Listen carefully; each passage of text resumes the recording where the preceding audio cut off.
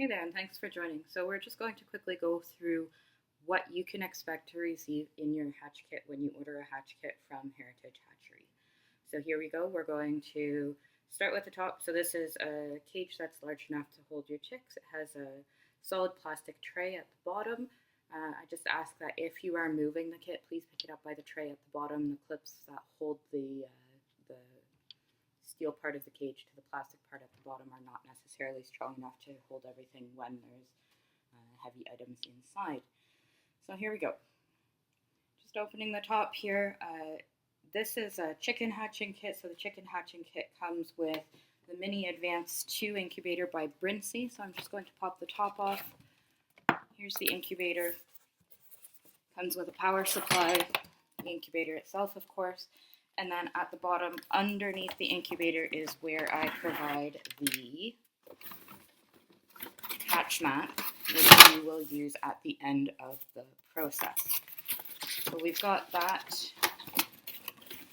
Now this incubator holds 7 eggs, and that is the amount of eggs that you will be receiving. Just get this put back together for a second here. So you should be getting, the incubator should have its turn disc, and it should also have the hatch mat for the end of the process. There's another video about locking down, and it talks about the hatch mat extensively. That's what you're going to be putting in at that point. There we go. Close that up again. I'm just going to pull that out. Here's your hatching eggs. We try to make sure that we have a few different breeds of chickens for our hatching eggs so that you get some different looking chicks, some black chicks, some gray chicks, and some yellow chicks. It kind of depends on what's available that week, actually, for my egg supplier. But usually it's a selection of different breeds. Now these are fertilized hatching eggs. That means that there's been a rooster around the hens, and it also means that the eggs are unwashed, which is why hand hygiene is very important.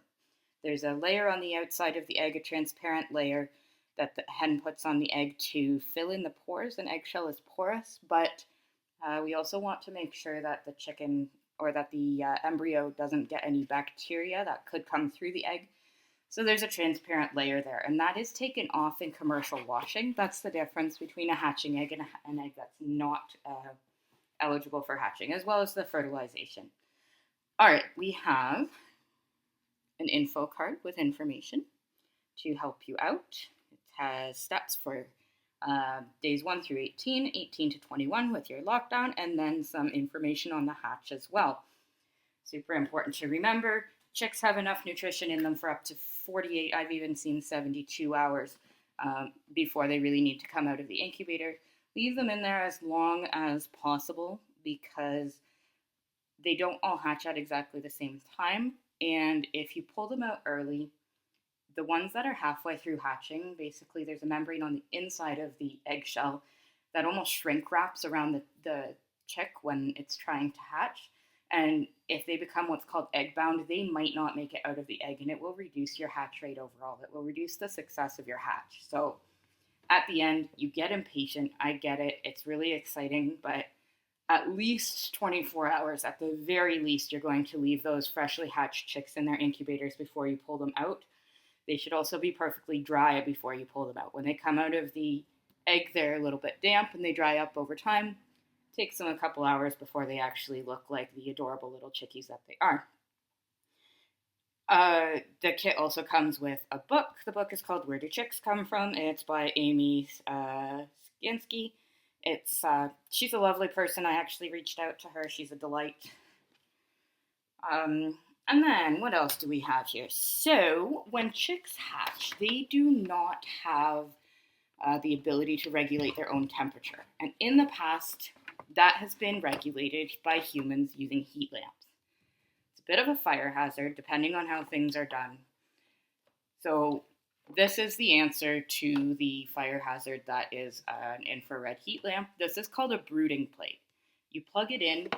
Some of the ones I have switches. Most of them are just direct plug in and they're on. And they only heat up to about body temperature. They don't get very hot, so that's great. The safety element is there. And the chicks just hang out underneath here, which is a place for them to to hide out, but it's also how they stay warm. So the first day or two, they might be under there quite a bit. And then as they grow up, they start coming out. And eventually, they also start jumping on top, which is adorable.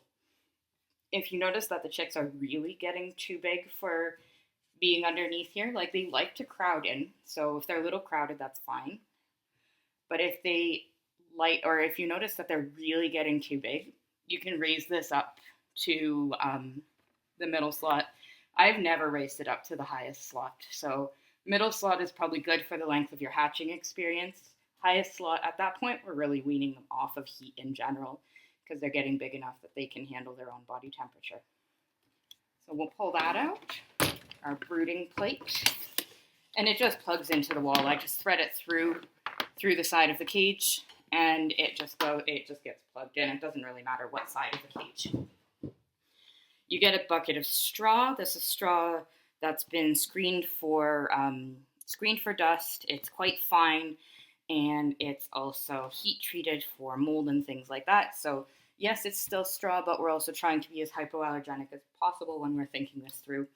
It's not hypoallergenic, don't get me wrong, but we are thinking about trying to keep those allergens out. So bucket of straw, when you put your chicks in the cage, it's up to you. If you put a thick layer down, you don't have to change it as often, but it might smell a little more. If you put a thin layer, you can change it every day, and you can keep that smell down. So it kind of depends on your own preferences and tolerances for that. Here we go. Pull that out. You get a second bin of food for the chicks. You get a container, and this container has two purposes. One is it helps you scoop the food. This is the grain feeder. Now we have two mason jar feeders here, one for water, one for food. The grain feeder and the water feeder, they just, the bases pop off, so you fill it with your grain, pop your base back on, like this, and then you set it in there, and the chicks can eat that way. The water feeder works the same way. Water is the only thing that you really need to provide. Food comes with the kit. The food is in this bin here. You get two of these bins, one of food, one of water. And it works exactly the same way. You pop the bottom off, fill it with water, pop the bottom back on, and tip it over. If you notice with the water that your chicks are starting to put a lot of straw in the water because maybe they're starting to get a little bit big, that's also the purpose of this container. I use these like little pedestal, put the water on them. It just raises the height of the water a little bit, which makes it harder for them to scratch their bedding into their water, which bedding is meant to soak up water. So at some point you get so much in there that basically it's soaking up all the water. And then obviously you don't want that because these animals need to have access to water at all times.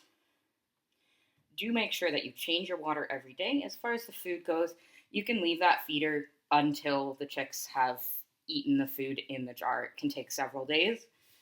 As far as when you're going to use this pedestal, I would probably wait until at least a week before you would need this. Water you're going to change every day. And the last thing that's in this kit is a small flashlight. These are for candling the eggs. So you can candle the eggs at day 6. You can candle them again. I would suggest maybe if you want to, you could do it once a week. I actually avoid candling a little bit. I do if I need to. But consistency in hatching is key. So if you're pulling eggs out to look at them, you are, if you're not careful, you can lower your hatch rate by doing that. So I like to leave them alone as much as possible. I might candle them once or twice, but it's definitely not something I would suggest that you do every day. So here we have it. Now that the stuff is out, you can see that the bottom of the cage is a solid plastic tray. For cleaning, it's pretty easy. I just snap the steel part off of the cage, and I put the chicks somewhere else. If I'm in a classroom, I just select a few children who really don't mind holding a chick. I slide the base into a plastic bag, a plastic garbage bag, tip it over, and it's clean. Like I said, if you, depending on your own tolerance, you can decide how often you're going to clean the cage. And it depends on where you're storing all of this as well. If you're storing this in a fairly clean institutional situation, it might be different than if you're doing this in your garage. So there we have it.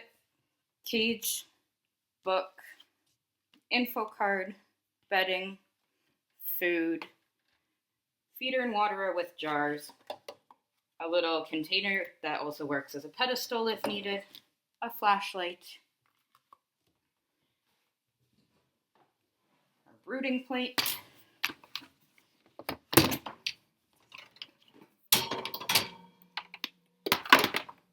and then of course our incubator and our eggs. Inside the incubator box is where you will find your hatch mat for when that time comes. And that's all. Thanks so much for joining. Happy hatching. Ooh, ooh.